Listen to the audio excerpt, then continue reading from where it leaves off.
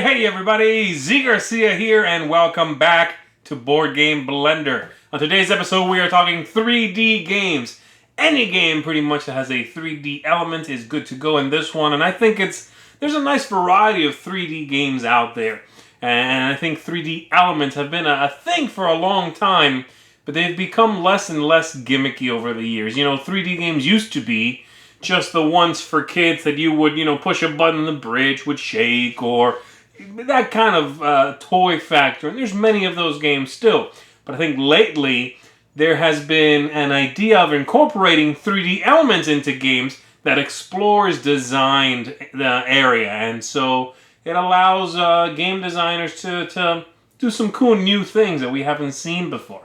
So today we're going to be talking a lot about different kinds of games, some that introduce a 3D element in just a small way, and some that are all about that. I hope that you'll find at least one game that you think is cool, and let's kick it off right away. Here we go.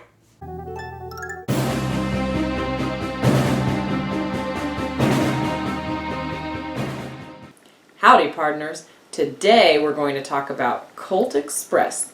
This was the Spiel des Jahres winner of 2015. It takes 2 to 6 players and it lasts about 40 minutes depending on how many partners you have playing with you. Yeah, what I like about Colt Express is the actual playboard. It's not really a playboard, it's an actual physical train that you move your guys around up and down and across trying to gather loot.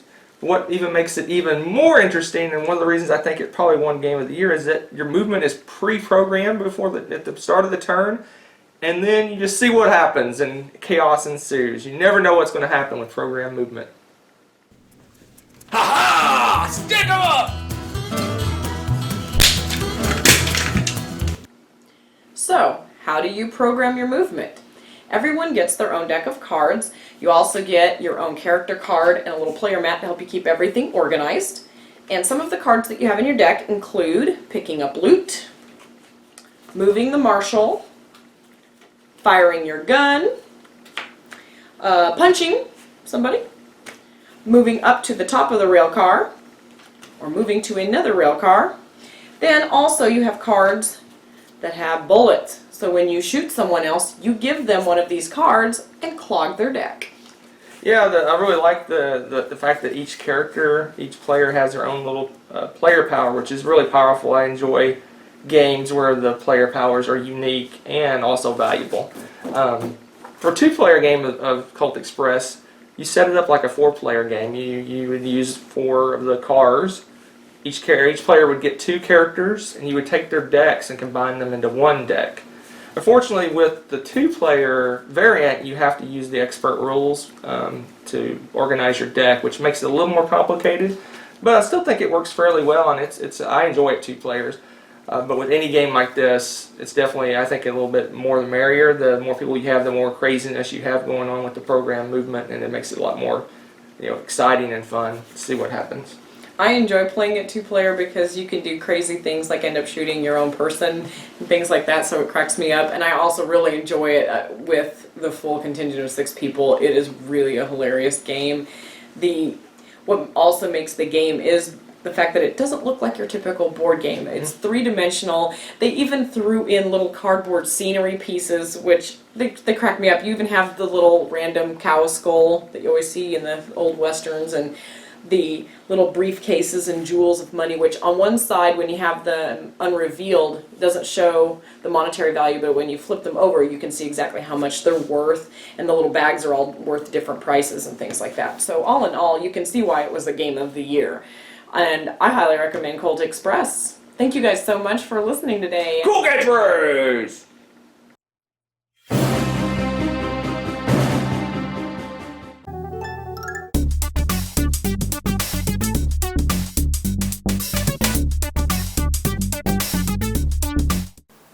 Tiff here. When I was thinking about 3D games for this episode, I realized I had already presented a bunch of my middle school board game club's most beloved ones. Coconuts, Bling Bling Gemstone, and all the dexterity games from Haba and Blue Orange Games. The good news is I still have 3D games to spare. This time, I'm going to show you one that's a little older and a little harder to find, but it really utilizes the third dimension as a core aspect of the gameplay, and it's very fun. Today we're looking at Pack and Stack. Pack and Stack is a block-stacking speed puzzle game by Bernd Eisenstein. It was released most recently from Yellow back in 2009, and it's all about perfectly arranging a random assortment of goods onto a truck. To start, each player gets 75 point tokens and rolls the 5 dice. These dice are color-coded to correspond with 5 colors of wood pieces, which represent the goods in the game. Each die has a different combination of values from 0 to 5, and you take as many matching pieces as are indicated on your dice. Once you've all collected your loads, each player takes 2 face-down truck tiles. The tiles are flipped simultaneously, and each player must then pick a truck from in front of an opponent. There is a speed element to this phase because the last player to choose is forced to take a random truck from the stack. When choosing a truck, you have to quickly identify the one that will best fit your goods. The trucks all have different bed shapes and height restrictions. A 1 truck can only have 1 layer of goods, a 2 truck can only have 2 layers, etc. Some larger goods won't even fit on certain trucks, so it's important that you choose wisely. Once everyone has their truck, you each try to load all of your goods efficiently. If your truck was too small, you pay a penalty of 2 points per space for each good that you couldn't fit on. If your truck was too large, you pay a penalty of 1 point per empty space on the truck. Of course, you're trying not to lose points, so there is a 10-point bonus for the player who manages to pay the smallest penalty for each round. Play continues until one player runs completely out of points, and at that time the player with the most points left wins the game. I've said it before and I'll say it again, introducing a game with table appeal is the easiest way to get someone to sit down and try it. Kids are increasingly visual, and that's why 3D games work so well for them. Pack and Stack may not be the showiest of this genre, but its combination of cool color-coordinated pieces and fun real-time gameplay always draws people in. Aside from the looks, it's quick and easy to teach. We can usually get it done in about a half an hour at Board Game Club. It's also a fun way to help improve spatial reasoning, so kind of the total package. I was able to pick up a French version of this game last year for about $25, and it still seems to be available that way. If you don't mind importing a game or hunting down a used copy, I highly recommend it. Check it out, and I'll see you back next time.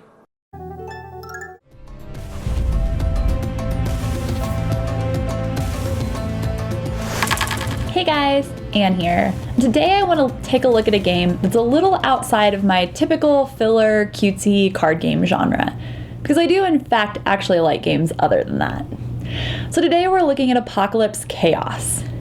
In the lovely words of Barry Doublet, in Apocalypse Chaos you are, in a spaceship, being attacked by bad guys, which typically isn't a theme that would draw me in. But let's take a quick look at the gameplay. And if you want a more in-depth look at the game, be sure to check out his full review. So everyone starts the game on that spaceship that you and your fellow shipmates are so desperately trying to defend. It has 2 levels, and each level is held up by these support pillars, making it a great pick for this week's 3D theme for Blender. Each person takes a character card and their associated color of dice. You'll stack the deck with bad guys based upon what the rulebook suggests. There's an introductory game, as well as various missions that can be played campaign style. After that, games will play out over a series of rounds until all of the major bad guys have been eliminated or someone dies. There are 4 phases to each round. First, new enemies will arrive because there are never enough bad guys, right? After that, all players are going to roll their dice and prepare for battle. And this is where the game really begins to shine. Because once you roll your dice, you look at the slots on your player mat and begin to figure out where you can allot them. But here's the thing. You're allowed to give away up to 2 of your dice to other players. And thus the puzzle begins. Once everyone has agreed upon the plan, the battle will happen. Players attack and enemies attack, and hopefully you'll survive for another round. Here's what I really like about this game. This game isn't a go in, guns blazing, attack the bad guys type of game. It's a puzzle. One big, giant, complex puzzle. Barry likened it to Sudoku in 3D mixed with a Rubik's Cube. And I actually think that's pretty accurate. If you like co-ops and puzzles, this could be a game for you. Now, I will say that some of the way things play out can be a little fiddly, so you've got to allow a little time to figure out how things work.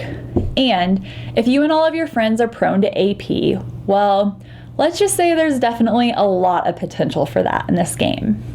But that is what I love about it, trying to figure things out and the best plan of action, not just for you, but for everyone together. Each character comes with its own special abilities and is more or less skilled at things like punching, shooting, and moving.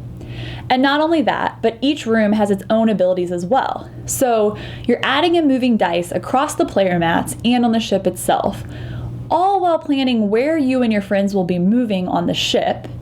Oh, and where the bad guys will be moving too, because the bad guys are circling around the outside of the ship, doing damage from different angles as they go along.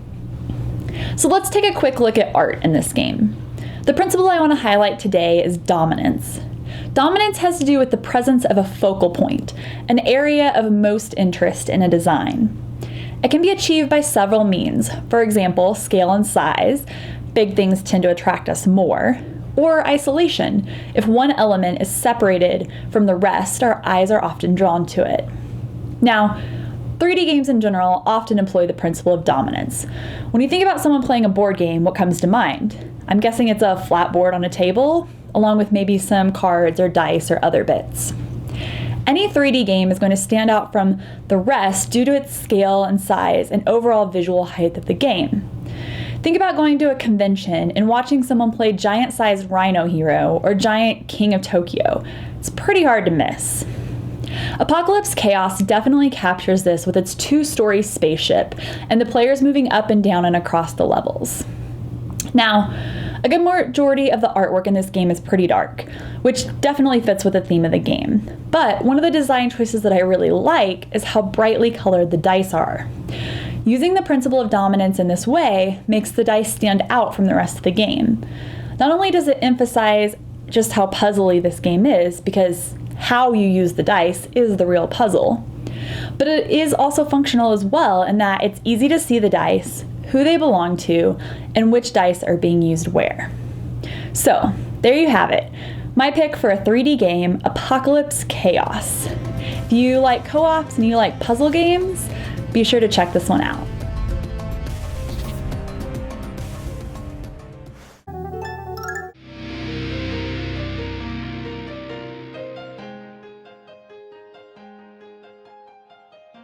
Hey guys, this is Roy Candy from Epic Gaming Night, and this is From Easy to Epic, where we talk about an easy game with a focus on the beginner, and then we talk about an epic game with a focus on advanced play. This week is all about 3D games and games that stand off the table. So the first game we're going to talk about is Crossmaster Arena. Crossmaster Arena is a competitive game for 2 to 4 players where each player will be building a team of cute little chibi miniatures to fight off their opponents. You'll run around the board picking up gold to upgrade your characters and doing attacks and chucking dice to hit your opponents. You win the game if you are the only player left with gallons of glory. Crossmaster Arena is a lot of fun with the little chibi miniatures, trying to build your teams and attack your opponents and upgrade your guys and run around the little 3D terrain. It's really cool how it comes with 3D terrain. If you upgrade to the plastic, it looks even better. So if you're looking for a little skirmish game with cute little miniatures, check out Crossmaster Arena. And the second game we're going to be talking about is Magic the Gathering Arena of the Planeswalkers. Magic the Gathering Arena of the Planeswalkers is a competitive game for 2 to 5 players. Each player will be taking the role of a Planeswalker, using powerful spells and casting their units upon the board. Each player's goal is to defeat all the other Planeswalkers. You're running around the board, casting spells, chucking dice, and trying to outmaneuver your opponents. All the spells in the game directly correspond to their archetypes in the regular Magic the Gathering game, so if you're familiar with that, you'll be familiar with this. Arena of the Planeswalkers is a lot of fun, especially if you're into the Magic the Gathering lore, with your Planeswalkers running around, summoning different units to the board, casting your different spells to counter people and throw fireballs and all sorts of different stuff. If you're into Magic, that's a lot of fun, and it's The base game in itself is not super epic, but once you add Heroescape terrain to it and it becomes super 3D with all the different terrain that came with the out-of-print Heroescape game, it makes it feel so much more epic. And hopefully they continue to make more expansions for this, even though they're coming out with them very slow. So I'd definitely like to see more of this game. But yeah, if you're interested in that, check out Magic the Gathering Arena of the Planeswalkers. And if you like our stuff here, make sure to check out our YouTube channel, youtube.com/C/Epic Gaming Night, and we'll see you guys next time.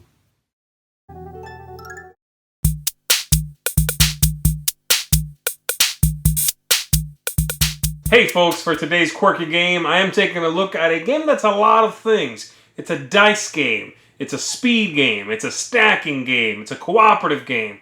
I'm talking about Fuse. And Fuse here is, well, like I said, a weird combination of a lot of things, but it works very well to make you feel frenetic and under pressure and make you feel like you are defusing bombs. You see, the game gives you 10 minutes, and you can download the app if you want, or you can just time yourself however you like for 10 minutes, and then you are defusing bombs. You are going to have cards in front of you, and you are going to be grabbing the bag here of dice, and you are going to, depending on the number of players, reach your hand in there, grab a number of dice equal to the number of players, roll those dice, and then everybody at the same time can grab a die or claim one or say, okay, I'd like this one. Is everybody okay with that? And so cooperation is a big part of it because you need to play whatever these cards require you to play. Whatever they say you must play on here, you have to do. Sometimes in a very specific order, sometimes flat on the card, and that's fine, and sometimes stacked up, either in a pyramid shape or straight up in a pillar. And that's very tricky. So for instance, on this card here, you have to play first a red die, then above that any 2, no matter what the color is, a 2, then a green die, then a 5, no matter the color. Once you've done all of that, then this card is complete. You'll get rid of it. You'll take a new one. You'll continue on. That's it. You have 10 minutes. If you can do it all in 10 minutes, you win. If you do not, well, you didn't do so hot at defusing bombs, and that doesn't bode particularly well for you and your team. And that's the game. 10 quick minutes, intense fun, lots of shouting, but cooperative shouting, and everybody's on edge, and the whole thing just works very well.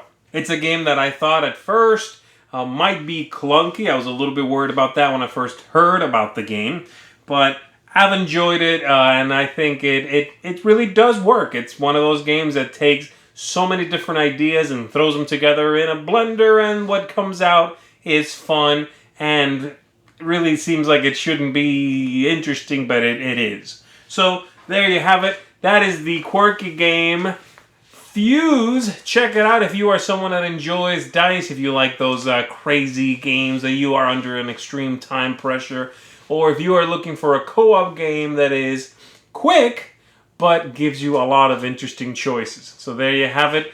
You know you're not going to be playing more than 10 minutes with this one. That's Fuse.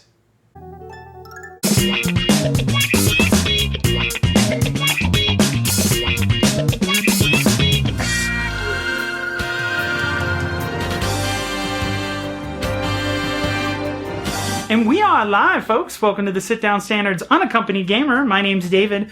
And in this series of videos, we're going to take a look at games that aren't just great for multiple players, but also offer a unique and exciting single-player experience. Now this week, I'm super excited because we're finally going to be playing board games in 3D. I even got my little pointer here to tell you which games we're going to pick. Lots of great ones to choose from. We've got Trajan from Stefan Feld that we can play. Excellent Euro.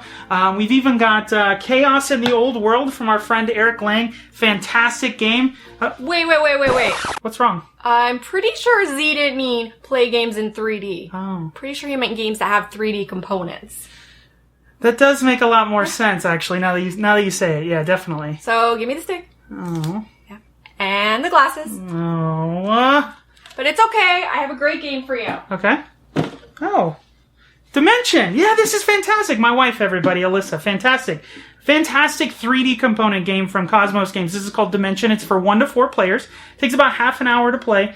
And essentially what players are going to be doing in this game is working as fast as they can to try to meet certain rules and also stack these 3D spheres into a sphere tower while meeting all of the rules that are set forth in the game.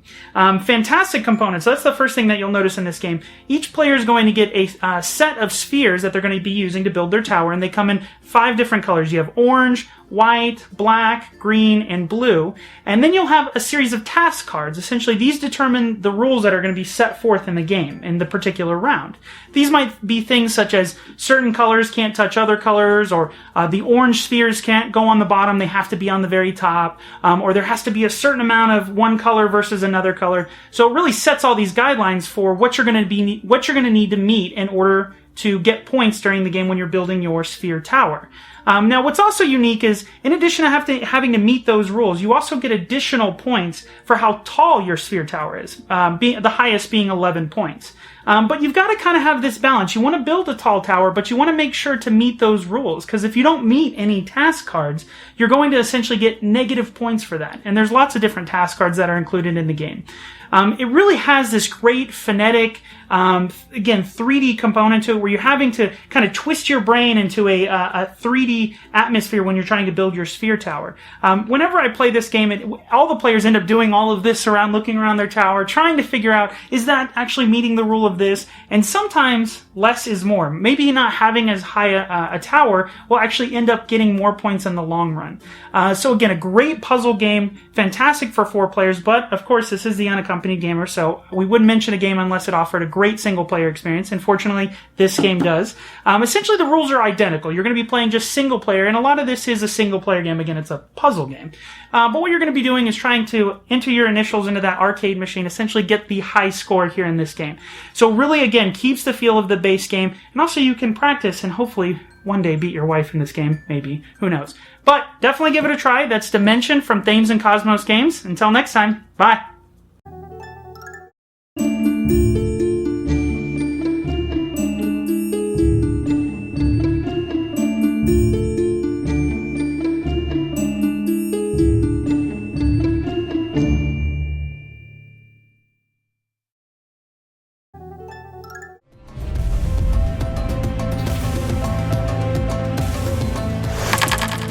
Hello folks, welcome to Corner Chat. Today I'm here with Tim Fowers, the mind behind one of my favorite co-ops from 2015, Burgle Brothers. Happy to be here. Thanks for being here. So, tell us, the theme and everything behind Burgle Brothers, where did that come from? I love the heist. Yeah, it came from kind of 2 places. I was a big fan of an old video game called Splinter Cell Pandora Tomorrow. Oh, yes. It had this really great multiplayer stealth element to it. And then also, as I was kind of mulling around from different designs, I'd kind of been pulling people into playtest saying, before it was even this game, I just said, hey, this is like Ocean's 11 the board game. And the game that I had at that point really wasn't. I was trying to, right. But they were super excited about that idea. And so kind of as the mechanics started to line up, it was clear that there was a big thirst for a heist, like a real meaty heist where you feel clever playing it. And it truly does. The theme really comes through. Was it always a co-op? It kind of, I was doing some experiments with actually hybrid games with like a tablet and a board and stuff, and I had this game where you kind of programmed moves and you all were kind of moving people around. And then I started to migrate the guards to the app. I'm like, oh, the guards will be app controlled and whatnot. And then eventually I'm like, oh, I don't need the app. Actually, it can just work as a board game. So no, I mean, yeah, co-op was pretty early. I mean, I really like developing co-ops. Really, the playtesting experience there's a lot of positive energy there. Right. It makes me want to continue working on the game and pushing it forward. Yeah, people really engage with that. And so, what do you find some of the challenges in doing a co-op? I mean, everyone, there's a lot of factors. I mean, you have to create a system that's going to create enough friction, but not overwhelm them. And then they need to have some level of progress. They need to start at a certain point, and they need to get better, either in skill or in abilities or whatnot. And there's just, you also need moments for them to help each other. Like if just one guy can just kind of be on his own, but you want people helping each other or even saving each other. That's the best moment, when somebody's like literally pinned down. And you can be like, no, I'll do this. And then you save them. That's how you really start to get high fives at the end of the match. Yeah, I love those moments. It's so much fun. Now, this amazing 3D tower you have for this, was this always part of the design, or was this something that came later? And it was flat for a long time. And I developed it flat. And eventually people were just like, why don't you have a tower? And then and then I'm like, well, okay, I started to actually price it out before the campaign itself, but I was really surprised on the demand for it and the response to it. Like, I just thought, it'd be cool, but like, people really, really enjoy it, and it really stands out at game conventions and whatnot. Definitely, it really stands out. And so, was the building always like a high rise that you were going for, or did you have some other designs? Well, I mean, there's a big homage here to Forbidden Desert. Right. I mean, there's a couple things there where it's just like, you're working with this grid, but the mine I wanted to be more like roguelike, where it generates this thing, and you're kind of trying to there's kind of two puzzles going on. There's the static puzzle of the rooms and the walls, and then there's this dynamic puzzle of the guard. And that's like the storm in Forbidden Desert. Right. But one thing I didn't like in Forbidden Desert is that the storm sometimes was dumb. Like, it'd get stuck in a corner, and you're like, we're smart because we're lucky. It's like, And so when I came up with the guard system, it was to kind of make him relatively intelligent. And that's what I like. I like how much pressure you feel when the guards are moving through. What were some of the challenges you faced with the timing of the guards and stuff? A lot of it was figuring out where to start them, how to ramp them up, because it's like, the deck itself was pretty straightforward. It's like, okay, he'll just go everywhere, and that was pretty straightforward. But beyond that, I needed to figure out when they sped up, and then was the speed up temporary or permanent, and kind of getting that right, because what's interesting is because it's a roguelike, there's high variability in the game. Right. So very, very early on, Burgle coalesced into a solid game, and I had most of the room types worked out. I had the 8 walls worked out. Like, a lot of kind of the first couple tries on some of these numbers worked, and I stuck with it. And so I tested all through development with kind of the same kit of rooms, because there's so many different configurations that that it could really, there could be corner cases it could really break down, and so by the end I had a good instinct for how does this the aggregate luck of the game.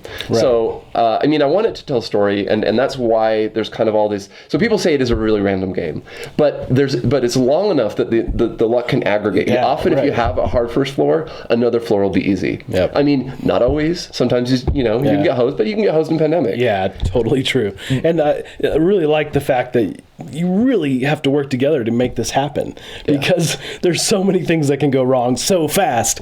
Like, we played last night, right? And I just got buried. I had to hide out in the toilet to not get destroyed. Well, and oftentimes people are like, oh, this is easy, and then it just things go south really, really quickly. And also there's this thing where, because each turn there's kind of different risks to take. Do I run? Do I peek? And it leaves kind of the individual to make these choices of push your luck. And so there hasn't been a lot of feedback that there's a strong kind of coaching alpha gamer thing. It's more like, how can I save you? And I think you should take that risk, but it's your call on whether you think there's something in that closet you're diving into, or you just want to take the hit from the guard. Those kind of moments. Yeah, it's some very interesting choices, I think, throughout from everybody. Great co-op. So one of my favorites, definitely in my top 10 for 2015. Oh, thank you. Yeah, you're welcome. So tell folks where they can find out more about you, and what are you working on next, or can you share? Oh, I'm happy to. So I mostly sell direct. So burglebros.com, links goes to my website, and I have this is the new tower. This is the deluxe tower. It's fantastic. There's a link there for it. Even these little LED lights. I've got these alarms for it's just little add-ons because people want them, and so I'm just trying to support what people want. And up next, I've got a pursuit game and which is kind of a follow-up to Burgle, and a cooperative airline game. Okay. That are actually looking pretty good. I mean, there's still work to be done, but those will probably be next on plate. Well, that's awesome. Well, Tim, thanks for joining us today. It was great to have you here. Yep. And folks, thanks for joining us as well. And until next time, we'll see you at the table.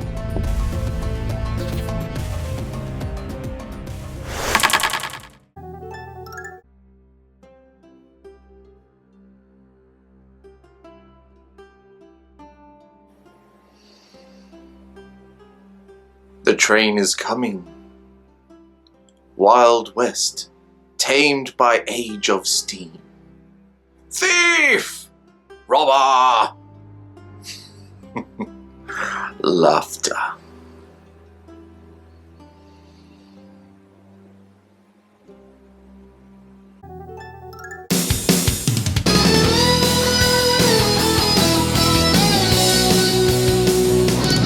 Hey folks, welcome back to another segment of Real Talk with Sam. Thanks for being a friend of the blend. And this week's episode, we're talking about 3D elements in games. And the first one that I automatically thought of that really, I feel like I've talked about it a lot in the past few months, and that is this guy right here, Rumus, or Blocus 3D, or something to that effect, whatever it's called now. Definite 3D element that's going on here, because you might think that you have the topmost level, but you forgot that somebody can put one thing on top of the other block, and so now your whole strategy is ruined because of that 3D element that you just didn't see. And so as you build these different configurations with Rumus, or Blocus 3D, whatever you'd like to say, it has a strong 3D element to it, because you really do have to keep every single dimension in mind as you're building these monuments, because the person who has the most from the top down is the one that scores all of those points. So Rumus was a definite inclusion for this segment. And as I was thinking about this, tabletop miniature games really have a very strong core mechanic of the third dimension in their games, because there's a number of different things that you have to keep track of. I mean, Warhammer 40K has those things that are, they have flying units, they have artillery where it's indirect fire. They don't have to actually have line of sight on you. They can fire over everything else. Then there are games like Wrath of Kings here, where there are units that can actually jump over other units and get into base contact with you that way, and then do a lot of damage. Any kind of game where you have artillery or flying units or anything like that has a very strong 3D element to it, and they're all really fun to play, because the two dimensions, that's not bad, but having that third dimension, that's just another thing that you really have to keep track of, where that artillery unit way over there, I know that they can't really yes they can, they don't need line of sight. So even games like Memoir 44, The Great War by PSC Games, those also have very huge, those are the more board gamey type of games, but still kind of miniature-ish type of games as well. So 3D elements in games is a must as far as I'm concerned. I really enjoy having that extra kind of thing that you have to keep track of. And on the other side of the coin, that's one extra tool in your regimen to be able to attack your opponent. So 3D elements in games, 2 huge thumbs up from me. And hey, look, just trying to keep it real, y'all. But we'll see you on the flip side.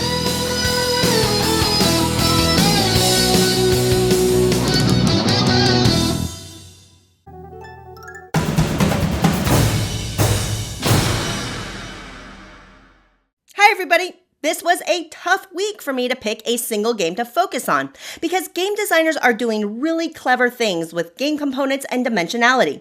I mean, look at this awesome stuff, and this doesn't even crack into the kids' games that I have. But tough choices must be made, so today I want to talk about Hamster Roll, because I mean, how could you not want to talk about this thing? Published by Zoc, which is a company that does a lot of great stuff with components, Hamster Roll can be played with up to 4 people. Each person gets their own set of pieces, the wheel is placed on the table, and off you go. Players simply take turns putting different pieces up to 2 spaces away from the last placed piece, but always in the same rolling direction. Pretty quickly, the weight of the pieces will naturally roll the wheel, and pretty quickly pieces will fall out that the active player has to take. The first player to get rid of all their pieces wins. You can slide the wheel back carefully if you run out of rolling space, and the table surface you play on really impacts how much that wheel rolls. Players can get incredibly creative in how they place their pieces, and the game is as eye-catching as it is fun. Now, depending on where you live, this can be a little bit harder to get a hold of. I had to order mine from Germany through Amazon.de, but I think it's well worth the effort. It's quick, it's fun, anyone can play it, and it looks stunning on the table. And I mean, come on, it's called Hamster Roll. How could you not want this game? All right, I'll see you next time.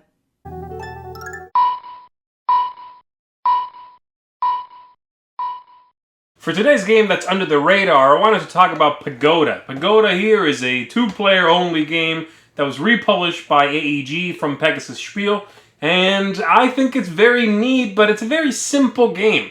It's a game that both is easy to play, easy to teach, and it uses a 3D element in a very simple, almost elegant way.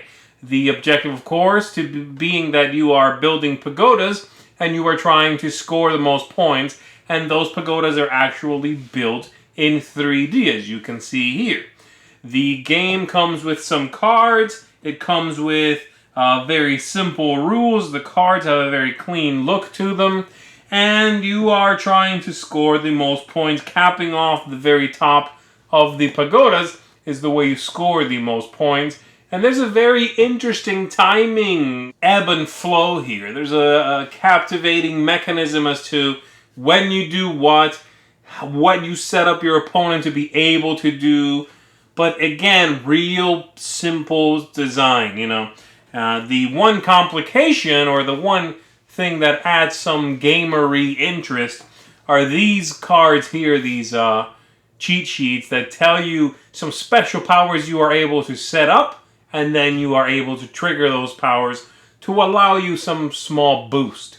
I'm not sure why this game has been flying under the radar. It's a very well put together game.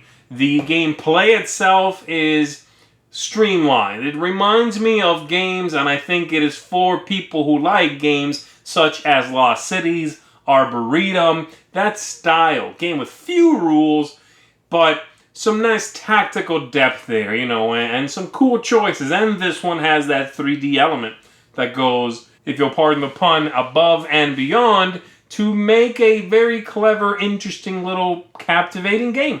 If you enjoy 2-player games, if you are looking for something that you could play as a couple, you could play with one of the kids maybe, something with not a whole lot of overhead, then I recommend you check out Pagoda. It's a nice game, well worth your time, and one that I think fits the cute theme quite well, having the 3D pagodas in there. So, check it out.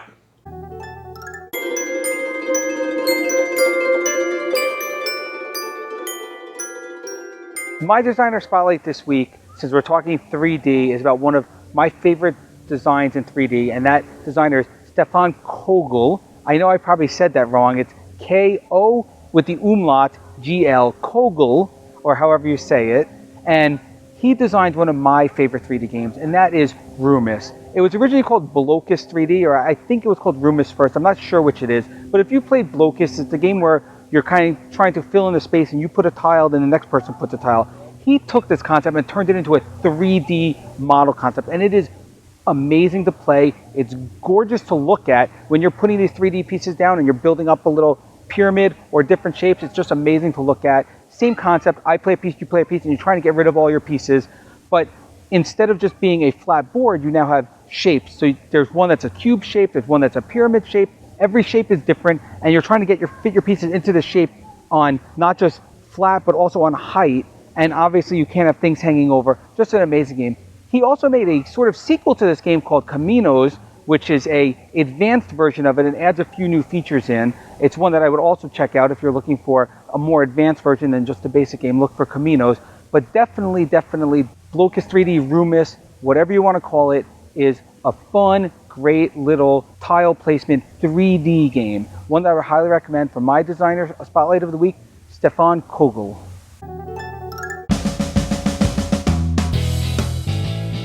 Hello friends of the blend. To shoot this segment properly, I need to put some 3D glasses on.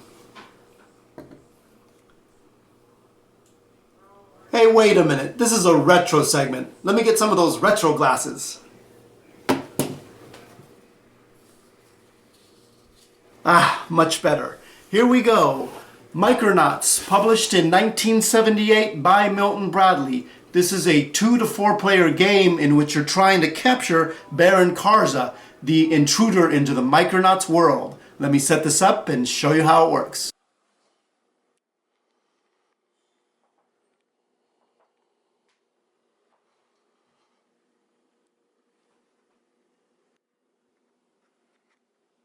This is what the game board would look like set up. First, every player is going to pick a color Micronaut. Now, what's cool about this is that if you had the actual Micronauts figures, you can use those instead of these cardboard stand-ups. So you're just going to put it on the perspective color spaces. You're going to have a dice here. Whatever you roll, that's how many spaces you move the Micronaut. You have to move the exact number that you roll. If at any time you roll a red dot, you're going to come over here to the intruder control, and this is what actually moves Baron Karza. So you need to make sure that it's in the off position. Just spin the spinner as many times as you want until you get a dot that's in the center there, and then turn on the controller. Now, for example, this says stay, but if it showed a number, you would move Baron Karza to that number. So I got a number 2, you move him to number 2. If it says number 4, you move him to number 4. Now, these burst symbols that are scattered around the board, if I ever land on one of them, you get to draw a Micronauts card. And you just do whatever it says. Like, for example, send anyone back to his base location. Change places with another player. This one says move on the same space as any other player. And you just follow the directions on the card whenever you draw one. Now, the object of the game is to capture Baron Karza, and you do that just by landing on his space by exact count on the die roll. First person that does that wins the game. What a great game with this 3D effect of the Micronauts world. This game can complete any Micronauts fan's collection. Well, that's all the time I have for now, mate. That was a little too 3D for me. May your rolls be high.